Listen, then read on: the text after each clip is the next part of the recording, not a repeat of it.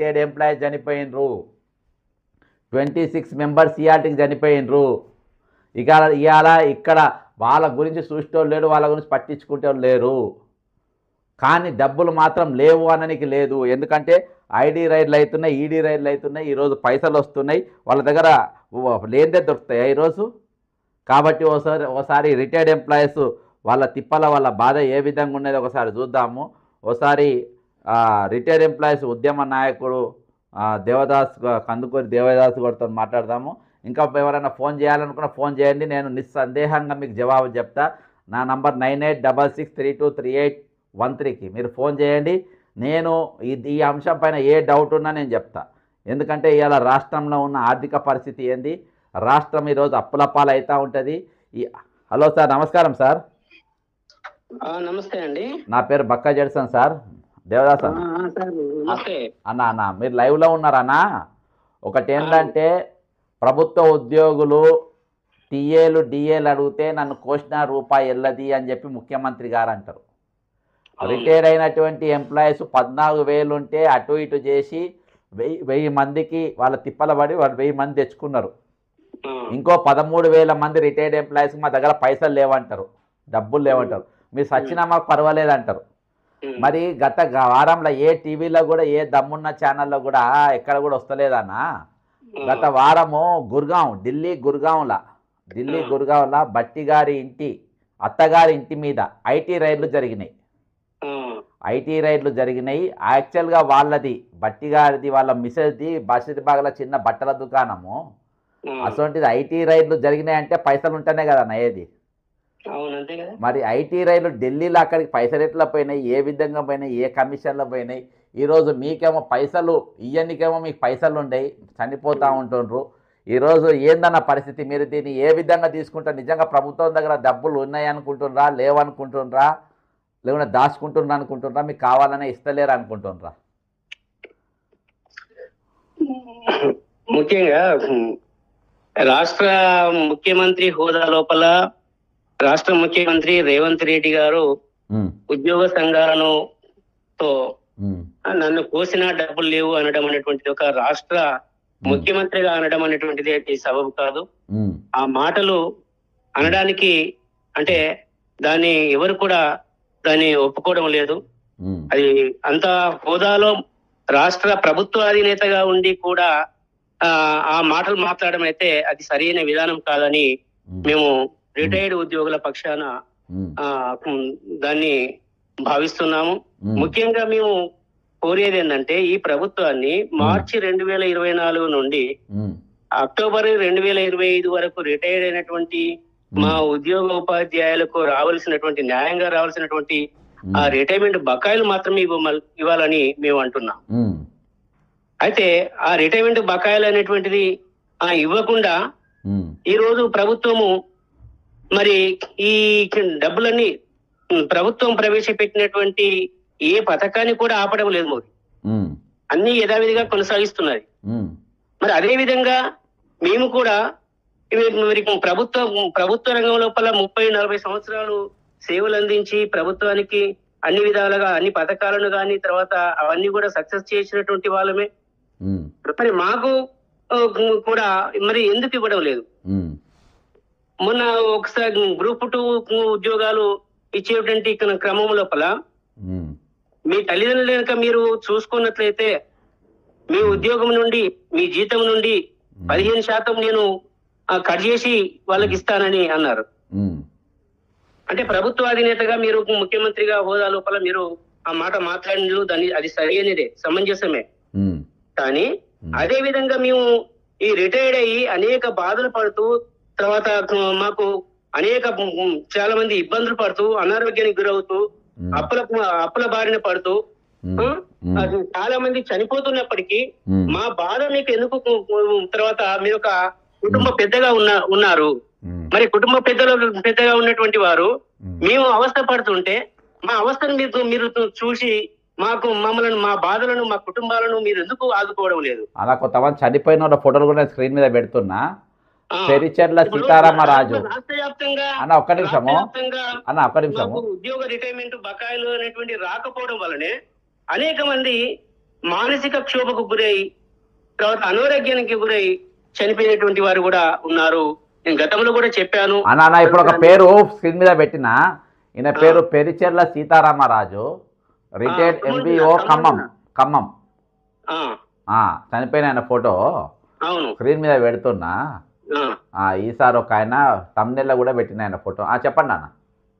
అయితే ఆ విధంగా రాష్ట్ర వ్యాప్తంగా ఇప్పటికీ మాకు అందినటువంటి సమాచారం మేరకు, తర్వాత పత్రిక ఇచ్చినటువంటి సమాచారం మేరకు రాష్ట్ర వ్యాప్తంగా 26 మంది ఉద్యోగ ఉపాధ్యాయులు చనిపోయారనేటువంటి విషయాలు మాకు తెలుసు.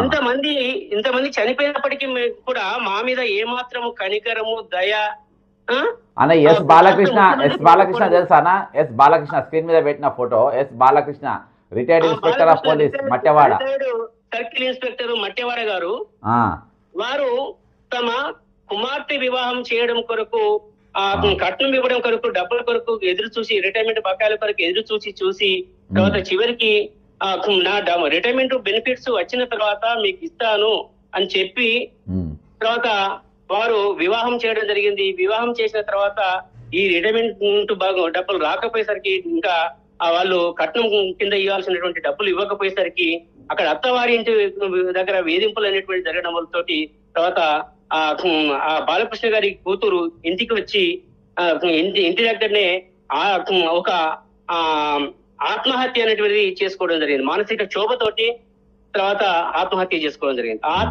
కూతురు ఆత్మహత్యను చూసి తర్వాత తండ్రి కూడా తర్వాత చివరికి అనేక విధాలుగా ఆందోళన చెంది తర్వాత చివరికి తన యొక్క గుండె ఆగి తను మరణించడం జరిగింది. అంటే ఇవన్నీ కూడా రాష్ట్ర ముఖ్యమంత్రికి తెలియదా? తర్వాత రాష్ట్ర ముఖ్యమంత్రి ఇంకెంతమంది ప్రాణాలు పోతే మాకు ఇవ్వాల్సినటువంటి డబ్బులు ఇస్తారు? ఎంతమంది కుటుంబాలు ఆగం కావాలి? చాలా మంది తర్వాత అనారోగ్యంతో ఇప్పటికీ బాధపడుతున్నారు, అప్పుల బాధతో కుంగిపోతున్నారు, పిల్లలకు పెండిలు చేయలేక బాధపడుతున్నారు, తర్వాత పిల్లలకు చదువులకు తెచ్చినట్టు అప్పులు తీర్చలేకపోతున్నారు, తర్వాత కట్టుకున్నటువంటి ఇల్లుకు కట్టాల్సినటువంటి ఈఎంఐలకు కట్టలేకపోతున్నారు, తర్వాత నిర్మాణం కొరకు తీసుకున్నటువంటి అప్పులు బాధ భరించలేక అప్పులు వాళ్ళకి ఇవ్వలేక ఒక రిటైర్డ్ ఉపాధ్యాయుడు సత్యనారాయణ ప్రధాన ఉపాధ్యాయుడు ఎవరికి ఇంట్లో చెప్పకుండా ఎక్కడికో వెళ్ళిపోయాడు, ఇప్పటికీ తన ఆచూకీ లేదు. ఇంతమంది బాధపడుతున్నప్పటికీ రాష్ట్ర ముఖ్యమంత్రి గారు డబ్బులు లేవు, నన్ను కోసిన డబ్బులు లేవు అని అనడము, తర్వాత ఈ విధంగా ఇప్పుడు బట్టి విక్రమార్క గారు తర్వాత ఉప ముఖ్యమంత్రి హోదాలో ఉండి తర్వాత వారి అత్తగారి ఇంట్లో రైడ్ జరిగినటువంటి ఆ విషయము, అంటే మేము రాజకీయాల్లో మీ జోక్యం చేసుకోలేము, మాకు అవసరం లేదు, ఈ రాజకీయాలు అవసరం లేదు, తర్వాత ఏమి అవసరం లేదు. కానీ ఈ విధంగా మాకు దాదాపుగా మాకు రావాల్సినటువంటి బెనిఫిట్స్ రాక చాలా మంది కొంతమంది వ్యక్తిగతంగా ప్రయత్నాలు చేసుకుంటున్నారు. ఇప్పుడు మీకేమో ప్రయత్నాలు అనేటువంటి రాజకీయాలు లేవు, ఇక్కడ మీకు ఇవ్వాల్సిన పైసలేమో పైసలు ఇవ్వడానికి పైసలు లేవంటారు. అత్తగారింటి మనం ఐటీ రైడ్ చేసేయండి పైసలేమో అత్తగారింటి కాడ ఉంటాయి. తెలంగాణ సొమ్మును బీహార్ ఎలక్షన్స్ పంపే పైసలు అంటారు దొరికినాయి, తెలంగాణకి వెళ్ళి బీహార్కు వాయా గుర్గావ్. చెప్పండి నాన్న. ఇప్పుడు అంటే ఈ మామూలుగా మొన్న వచ్చినటువంటి ఇది ఏంటి బ్రాండ్ షాపుల వేలాలే కానీ వారికి వచ్చినటువంటి ఆ డబ్బుల అన్ని కూడా అవన్నీ తర్వాత ప్రభుత్వానికి వచ్చినాయి కదా, మరి వాటిలో నుంచి అయినా కానీ కనీసం మాకు రిటైర్మెంట్ అయిన వాళ్ళకు కొంత ఇద్దాము అనేటువంటి ఆలోచనతోటి ప్రభుత్వం లేదు.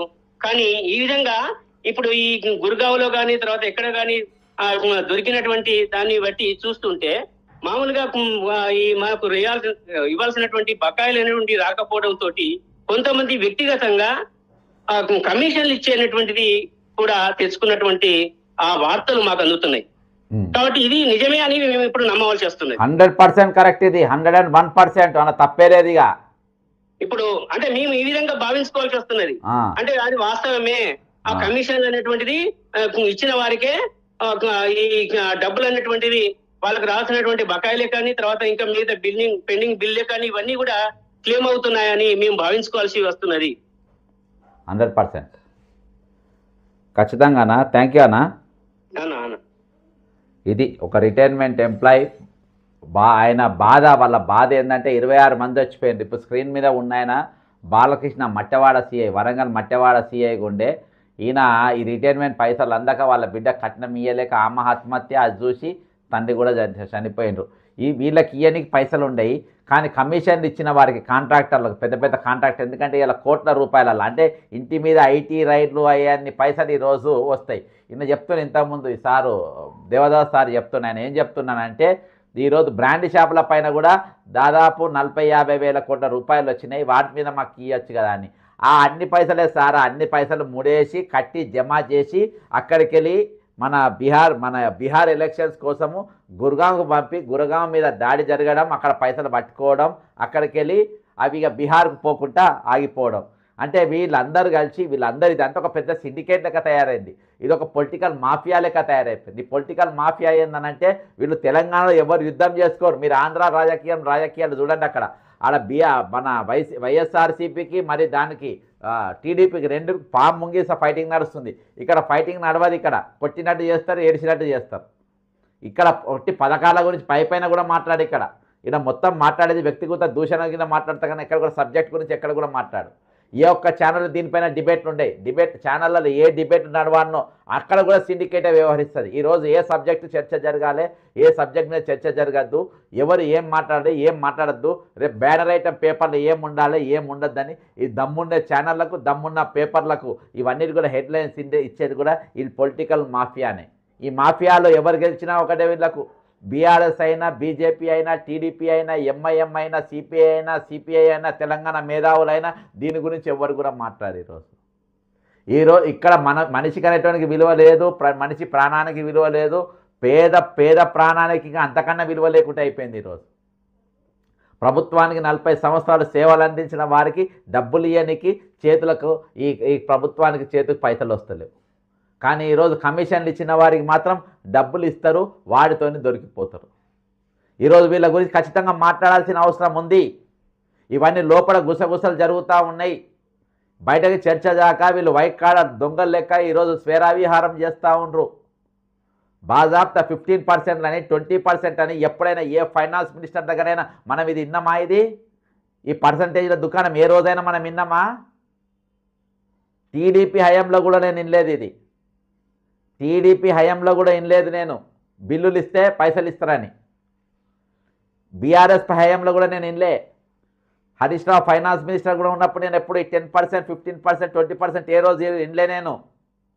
కానీ మొట్టమొదటిసారిగా ఈయన ఫైనాన్స్ మినిస్టర్ అయిన కాకపోతే ఒక దుకాణం, ఒక హోల్సేల్ దుకాణం తెరుచుకొని కూర్చున్నట్టు, ఒక పాన్ బ్రోకర్ లెక్క కూర్చున్నట్టు కనబడుతుంది. ఈరోజు తెలంగాణ సొమ్మంతా ఎందుకు ఏ విధంగా పోయింది, అక్కడికి దేనికోసం పోయింది? గుర్గాంలో అసలు ఇల్లు ఎక్కడా?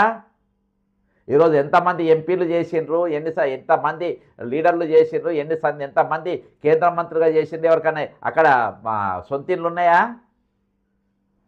ఖమ్మం ఎంపీ 6 సార్ల ఎంపీ రేణుకా చౌదరి గారు 3 సార్ల కేంద్ర మంత్రి చేసింది. ఆమె 5వసారి ఎంపీ అయినాక ఆమె టర్మ్ అయిపోయిందని చెప్పి ఖాళీ చేస్తే సామాన్లు మొత్తం లారీలు వేసుకొని వచ్చింది, అక్కడ ఇల్లు లేదని చెప్పి. ఇయాటి వరకు ఆమెకు అక్కడ సొంత ఇల్లు క్వార్టర్సే. రేపు మళ్ళీ ఎంపీ టర్మ్ అయిపోతే మళ్ళీ సామాన్లు లారీలు వేసుకొని మళ్ళీ హైదరాబాద్కు రావాల్సిందే, సొంత ఇల్లు లేవు అక్కడ. మరి ఈయనకి ఎక్కడిది? ఒక్కసారి మొదటిసారే కదా ఈయన ఫైనాన్స్ మంత్రి. ఎక్కడి ఇన్ని రోజులు ఏం దందాలు చేసిర్రు? గత ప్రభుత్వంతో కుమ్మక్కైనవు, 12 మంది ఎమ్మెల్యేలు అమ్మినవు, ఏ రోజు కూడా నువ్వు యుద్ధం చేయలే. కాళేశ్వరం మీద నో యుద్ధం, మిషన్ భగీరథ మీద నో యుద్ధం, ధరణి మీద నో యుద్ధం, వరంగల్ సెంట్రల్ జైలు తీసుకుపోయి మహారాష్ట్ర పూణే బ్యాంకులో కుదబెడితే నో యుద్ధం. ఈరోజు ఎన్నెన్ని అప్పులు చేసి దేనికోసం చేసినావు? ఏ రోజైనా నువ్వు ఒక ధర్నా కానీ, ఒక రాస్తారోకో కానీ, ఒక అసెంబ్లీ స్తంభింపజేసినా కానీ చేసినావా మిస్టర్ బట్టి విక్రమార్క? మొత్తం చేతులు హ్యాండింగ్ గ్లౌజే. నీ కుటుంబీకులకు ఏమన్నా నో, పార్టీ కార్యకర్తలకు ఏమన్నా చేస్తున్నా లో. ఈరోజు టీడీపీకి వెళ్ళి వచ్చిండు రేవంత్ రెడ్డి, తన పార్టీకి వెళ్ళి వచ్చిన వాళ్ళందరికీ పదవులు ఇచ్చుకున్నాడు, తన పార్టీకి వెళ్ళి వచ్చిన వాళ్ళందరూ వర్కులు ఇచ్చుకున్నాడు, తన పార్టీకి వెళ్ళి వచ్చిన తనతో టీడీపీకి వెళ్ళి వచ్చిన వాళ్ళంతా టోటల్గా ఏదో టీడీపీ దుకాణం అనేది కాంగ్రెస్లో నడుస్తుంది. మరి నువ్వేం బీకినావు? నువ్వు ఎవరికైనా కాంగ్రెస్ పార్టీ నాయకుడికి ఏమైనా చేసినావా? ఎవరన్నా ఎత్తుకున్నావా? కనీసం నీ అన్న బట్టి మల్లు అనంతరాములు గారి పిల్లలకైనా ఏమైనా చేసినావా నువ్వు? నీ సొంత అన్న మీకు ఎక్కడైతే రాజకీయ భిక్ష ఎక్కడికెళ్ళైతే దొరికిందో, ఎవరి పేరు చెప్పుకొని మీరు రాజకీయాలు చేసిండ్రో, కనీసము ఆ మల్లు అనంతరాములు గారి పిల్లలనైనా పిలుచుకొని మీరు ఒక పూట అన్నం పెట్టి ఒక జత బట్టలు పెట్టినరా మీ ముఖాలకు? మీరు గుర్గాంకు పోతాయి, ఇక్కడికి వెళ్ళి గుర్గాంకు బషీర్బాగ్కి వెళ్ళి బషీర్బాగ్ బట్టల దుకాణంకి వెళ్ళి ఈరోజు గుర్గాంకు పైసలు పోతాయి. ఎట్లా పోయినాయి పైసలు? దీని మీద ఖచ్చితమైన ఎంక్వైరీ జరగాలి. దీని మీద బట్టి విక్రమార్క గారు ముఖ్యమంత్రి ఇద్దరు కూర్చొని మీరు ప్రెస్ మీట్ పెట్టాలి. ఈరోజు తెలంగాణ సొమ్ము, తెలంగాణ రక్త మాంసాల పైసలు ఈ విధంగా ఏ విధంగా అక్కడికి తరలించిందో చెప్పాలి. మీరు తెలంగాణ ఆత్మగౌరవాన్ని ఏ విధంగా తరలించని చెప్పాలి. ఈరోజు మా మాన ప్రాణాలతోని చెలగాటం ఆడుకుంటా, ఈరోజు తెలంగాణ ప్రజల జీవితాలతో మీరు ఆడుకుంటా, తెలంగాణ ఏర్పడ్డ నాటు నేటి వరకు ఈరోజు నెమ్మది లేకుండా చేసుకుంటా, ఈరోజు ఇక్కడ రావాల్సిన సొమ్ము, ఇక్కడ ఇవ్వాల్సిన సొమ్ము ఇక్కడ ఎగ్గొట్టి మీరు కమిషన్లు చేయడానికి ఇంత చిల్లరగాల నేను ఎప్పుడు చూడలే. ఇంత చిల్లర ప్రభుత్వాన్ని ఈరోజు చూడలే. ఇంత చిల్లర చేస్తాను నేను ఎక్కడ కూడా చూడలే. కాబట్టి దీనిపైన ఎక్కడ కూడా చర్చ లేకుండా చేసింది. ఎందుకంటే ఈరోజు ఛానళ్ళకు కావాల్సిన కూడా పైసలే. ఎల్లో మీడియా తెలంగాణలో వెళ్తున్నదంటే ఎల్లో మీడియా. ఒకవేళ రేవంత్ రెడ్డిని ఏమన్నా అంటే ఎగురుతుంది ఎల్లో మీడియా. అర్థమైందా? వీళ్ళని ఏమన్నా అంటే వెళ్ళేస్తుంది ఎల్లో మీడియా. వీటి మీద మాత్రం దేని మీద చర్చలు ఉండే, దేని గురించి మాట్లాడరు. అత్యంత దారుణమైన పరిస్థితి ఈరోజు తెలంగాణ నెలకొన్నది. ఆర్థిక సంక్షోభం ఒక దిక్కు నడుస్తూ ఉన్నది. ఈ ఆర్థిక సంక్షోభం అనేది పూర్తిగా మీరు సృష్టించిందే. ఎందుకంటే మీకు ధనదాహం మీకు తీరాలి, మీ ఇంట్లోకి పైసలు రావాలి, మీ ఖజానాకు పైసలు రావాలి, మీ లాకర్లలో పైసలు రావాలి, మీ జేబులలో పైసలు రావాలి, మీ అత్తగారి ఇళ్ళల్లో కూడా పైసలు పోవాలి, మీ అత్తగారి ఇళ్ళల్లో పైసలు దాచుకోవాలి. ఈరోజు తెలంగాణలో మాత్రం మొత్తం ఎండిపోయి ఉండాలి. తెలంగాణ బతుకులు బాడిపోవాలి. తెలంగాణ బతుకులు ఆగం కావాలి. తెలంగాణ వాళ్ళు సచ్చినా మాకు పర్వాలేదు, మాకు మాత్రం మా సంచులు నిండాలి, మా జేబు నిండా పైసలు ఉండాలి. ఐటీ రైళ్లు జరిగేన్ని పైసలు కావాలి. ఈరోజు నా జీవితంలో, నా 35 ఏళ్ళ రాజకీయ జీవితంలో ఈ సంవత్సరం పాటునే కాంగ్రెస్ పార్టీగా సస్పెండ్ అయి ఉన్నా కానీ ఏ రోజు కూడా ఒక ఫైనాన్స్ మినిస్టర్ ఇంత కమిషన్ తీసుకొని బిల్లులు వింటున్నా అనేది ఏ రోజు కూడా ఇన్లే. రోషయ్య గారు చేసిండ్రు ఫైనాన్స్ మంత్రిగా, ఈటల రాజేందర్ని కూడా ఫైనాన్స్ మంత్రిగా చూసి అప్పుడు కూడా నేను ఇన్లే. హరీష్ రావు పరిస్థితిలో కూడా నేను ఇన్లే. యనమల రామకృష్ణారావు ఫైనాన్స్ మినిస్టర్ కూడా అప్పుడు కూడా ఇన్లే. ఏ రోజు ఇన్లే. ఇంత దరిద్రం, ఈ బిల్లులు తీసుకొని పైసలు ఇచ్చిన వాళ్ళ బిల్లులు ఇచ్చే దరిద్రం ఎక్కడికి వెళ్ళి వచ్చింది? ఈ రామకృష్ణారావు అనే దరిద్రుని చీఫ్ సెక్రటరీగా రిటైర్డ్ అయిన ఇంకా ఎందుకు కొనసాగిస్తున్నారు? ఈ ఐడియాలు మొత్తం ఇచ్చేటోళ్ళు ఎవరు? ప్రైవేటు కార్పొరేట్ కంపెనీలో పనిచేసిన వాళ్ళు ఎవరైనా తీసుకొచ్చుకొని చీఫ్ సెక్రటరీగా పెట్టుకుంటారా? ఎవరైనా ఫైనాన్స్ సెక్రటరీగా పెట్టుకుంటారా? కేసీఆర్ గారు పెట్టుకున్నారు, వీళ్ళు కొనసాగించుకుంటున్నారు. ఎందుకు? ఆయన లాభం చేస్తారు, మంచి అడ్వైజులు ఇస్తారు. ఫైనాన్స్ సెక్రటరీగా మంచి అడ్వైజ్, ఎవరిని ఎట్లా ముంచాలి, ఎక్కడికి వెళ్ళి అప్పులు తేవాలి, తెలంగాణను ఎక్కడెక్కడ కుదబెట్టాలి, ఏమేమి కుదబెట్టాలి అన్నీ కుదబెడతారు. ఈరోజు ప్రతి మంగళవారం తెలంగాణ యొక్క ఎలక్ట్రాల్ బాండ్స్ ఆర్బీఐ దగ్గర కుదబెట్టి 1500 2000 కోట్ల రూపాయలు తెచ్చుకొని ఈరోజు కాలం గడిపే పరిస్థితి. మరి మనం ఏం చేస్తున్నాం? ఇక్కడ వాళ్ళు ఏం చేస్తున్నారు? డబ్బులు తరలించకపోతున్నారు. ఎక్కడికి తీసుకుపోతున్నారు? బీహార్ ఎలక్షన్. మరి అక్కడ దాకా చేరినాయా? చేరలేదు. ఎక్కడ దొరకబట్టిండ్రు ఇవి? బట్టి విక్రమార్క గారి అత్తగారింటి కాడ. బట్టి విక్రమార్క గారి అత్తగారికి ఇల్లు గుర్గాంలో ఎక్కడిది? ఢిల్లీ అంత పెద్ద ఇల్లు వాళ్ళకి ఎక్కడిది? ఇవనేకమైన ప్రశ్నల మీద ఈరోజు బట్టి విక్రమార్క గారు, మీరు, మీ భార్య గారు నందిని గారు, కాబోయే ఎంపీ గారు, అంతేకాకుండా మరి రేవంత్ రెడ్డి గారు, మీరు అందరూ మాట్లాడలే. ఈరోజు చిన్న మాట కాదు, ఇది చిన్న ముచ్చట కాదు. ఈరోజు ప్రతిపక్షాలు మౌనంగా ఉన్నాయి, బీజేపీ మౌనంగా ఉంది, నోరుకు ప్లాస్టర్ వేసుకొని కూర్చుంది. మాకు ఇన్ఫర్మేషన్ ఇచ్చిండ్రు, మేము కొట్టినట్టు చేస్తాం, మేము ఏడిచినట్టు చేయండి. డబ్బులు బీహార్ దాకా పోకుంటే నేను యాక్టింగ్ చేస్తా. అక్కడ కాంగ్రెస్ హైకమాండ్లో యాక్టింగ్, అక్కడ మంచి పేరు. అయ్యో బట్టి విక్రమార్క ఇంటి మీద ఐటీ రైళ్లు జరిగిపోయినాయి, మా పంపుతా అన్న పైసలు ఆడ పట్టుకున్నారు అని. కానీ ఇన్ఫర్మేషన్ ఇచ్చుకున్నది వీళ్ళే ఇచ్చుకున్నారు. అంటే గుర్గాం దాకా పోతే పైసలు కానీ బీహార్ దాకా పోవంట. ఈరోజు మీరు చేసిన డ్రామా, మీరు దవ్వుకున్న గొయ్యిలో మీరే పడ్డారు. ఈరోజు ఆ గొయ్యి మీరే తవ్వుకున్నారు. బాజాప్తా ఈరోజు తెలంగాణ ప్రజానికి సమాధానం చెప్పాల్సిన అవసరం ఉంది. మీ తెలంగాణ ప్రజలకు ఖచ్చితంగా మీరు జవాబు చెప్పాల్సిన బాధ్యత మీ పైన ఉన్నది. ఆ డబ్బు ఎక్కడిది, ఆ డబ్బు సంచులు ఎక్కడి, ఎంత దొరికింది, ఎప్పుడు రైడ్లు అయినాయి, ఎక్కడెక్కడ రైడ్లు అయినాయి, ఎవరిచ్చిన కమిషన్లు, అవి ఎవరి కొంపముంచి తీసుకుపోయిన పైసలు ఈరోజు ఖచ్చితంగా మీరు చెప్పాలి. ఖచ్చితంగా మీరు రాజీనామాని మేము డిమాండ్ చేస్తున్నాం మిస్టర్ భట్టి విక్రమార్క గారు. ఈ డ్రామా దుకాన్లు బంద్ చేసే ఇది Congress party should seek A explanation from Deputy Chief Minister Bhatti Vikramarka immediately. This is a open drama played in hand in gloves with BJP. These are the fellows who given information to the BJP to make raids on their mother-in-law's house at Gurgaon. Where the money has come, how the money has come, why the money has come to Gurgaon, Mr. Bhatti Vikramarka's mother-in-law's house. Why was the money there which are going to be sent to Bihar elections? If Congress party has any ethics, if High Command Congress party have any morals, if still you have stood with the ideology of the Congress party, at least if have any shame on your part, you have to immediately seek resignation from the Finance Minister and Deputy Chief Minister Bhatti Vikramarka immediately. This is the first time in the history of United Andhra Pradesh and Telangana. No finance minister has demanded commissions for the bills. No finance minister, even he may be TDP or BRS, we never heard that a finance minister is demanding a percentage to release the bills.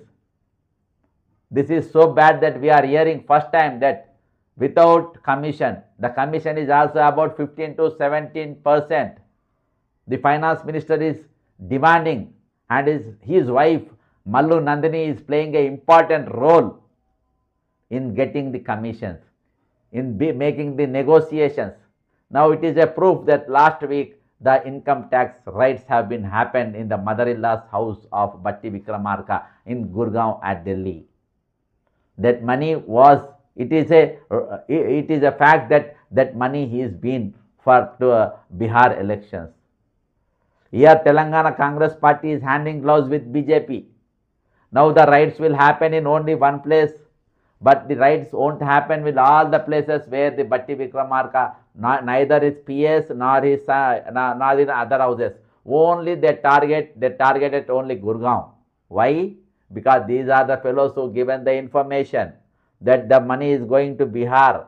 These fellows will catch the money, but they won't release a statement. Similar thing happened while Haryana elections were going on. IT and ED raids will occur on Ponguleti Srinivasa Revenue Minister's house. And till now, there is no case filed against that minister, and till now no press meet was held by ED or IT, and they did not declare what amount was they have been got in the raid. This is a pakka pre-planned handing gloves. It's a match fixing IT raid.